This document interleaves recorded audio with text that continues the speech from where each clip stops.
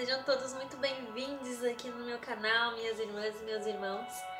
Eu sou Letícia Gomes, sou idealizadora do projeto Bela e Feitiço. E lá no Instagram a gente já está conversando sobre o livro Mulheres que Correm com os Lobos. E eu quero trazer esse bate-papo aqui para o YouTube também. Então eu vou fazer um breve resumo de cada um dos capítulos e depois a gente abre um bate-papo para a gente saber exatamente o que cada um sentiu com o que foi dito, com o que foi lido desse fantástico material.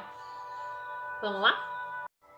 Então vamos começar o nosso bate-papo falando da autora, a Clarissa Pinkola Estes. Ela é uma aquariana, psicóloga, ela é doutora em psicologia étnico-clínica e pós-graduada em análises junguianas.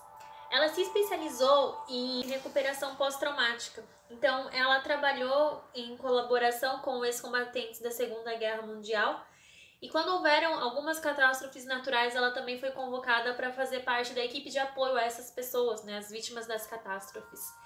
Ela também esteve presente como o grupo de terapeutas que cuidou das pessoas que sobreviveram ao massacre de Columbine, né?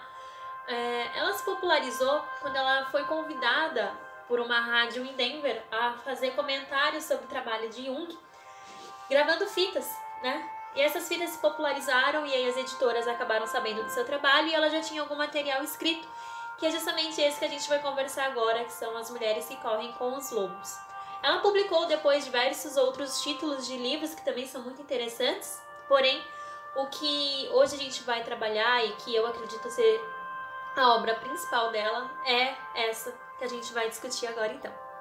A introdução ela acaba sendo uma parte mais chatinha, né, de vários livros que a gente lê, mas o que a Clarissa trata na introdução do livro é justamente passar a ideia do que ela quer transmitir com o psique feminino, que ela chama de arquétipo da mulher selvagem, né? Então ela fala no livro que ela tem por objetivo identificar a essência da alma feminina, recuperar sua psique instintiva mais profunda através do arquétipo da mulher selvagem. Propõe o resgate desse passado como forma de libertação.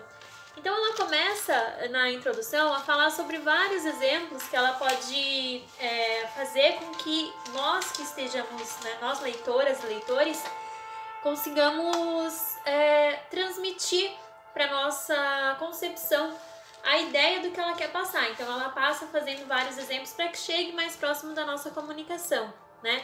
Na introdução ela também deixa bem claro que por selvagem ela não quer o sentido pejorativo da palavra, pelo contrário, né? Citando um trecho do livro aqui, ela diz que o termo selvagem neste contexto não é usado em seu atual sentido pejorativo de algo fora de controle, mas em seu sentido original de viver uma vida natural. Ela vai explicando que o processo ele pode ser comparado, né, com a igualdade da natureza psicológica com a natureza que a gente vive aqui. Ela relata que a natureza instintiva da mulher é a sua natureza, né, e é por isso que ela chama de arquétipo de mulher selvagem. Outra coisa que a Clarissa deixa bem clara assim pra gente é que o arquétipo da mulher selvagem, ela não tem nome, né, justamente porque ela é muito vasta, ela é muito ampla e na realidade ela é mais uma prática. Ela quer trazer um despertar para que a gente comece a refletir sobre os nossos sentimentos, a gente comece a reparar sobre os nossos pensamentos e assim a gente vai construindo esse arquétipo, a gente vai construindo a ideia do self mais natural, né? E é interessante o que ela fala, né, aqui na introdução sobre a mulher selvagem, porque ela vai construindo essa prática. Conforme você for lendo e for entendendo, você vai entendendo também a introdução em si.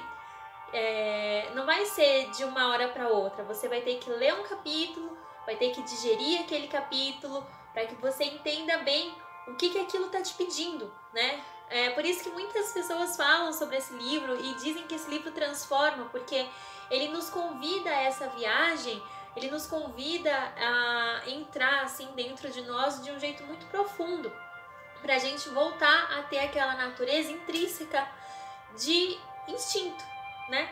Que é o mais necessário para o ser humano para ele viver.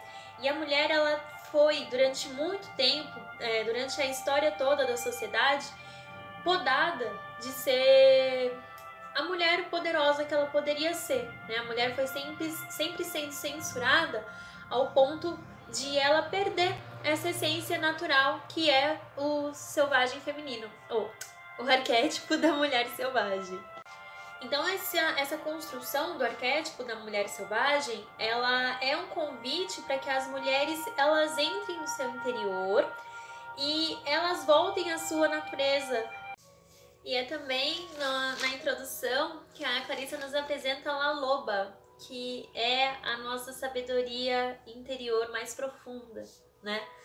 E ela conta a história e ela diz sobre o recolher dos ossos. Então é uma bonita metáfora, assim, ao que a gente vai acabar fazendo quando a gente lê o livro. Eu fico muito empolgada porque esse livro ele recupera muito da nossa alma, ele recupera muito dos fragmentos que foram perdidos durante séculos e séculos de repressão feminina. Não só feminina, mas masculina também, porque o homem que estiver interessado em recuperar o seu eu feminino, o seu lado feminino, ele pode começar a estudar esse livro também, e ele também vai entender muito essa questão instintiva, essa questão da intuição, essa questão dessa sabedoria tão profunda, tão intrínseca à nossa alma, né? Então, eu vou já deixar La Loba. Existe uma velha que vive num lugar oculto, de que todos sabem, mas poucos viram. O único trabalho de La Loba é o de recolher ossos.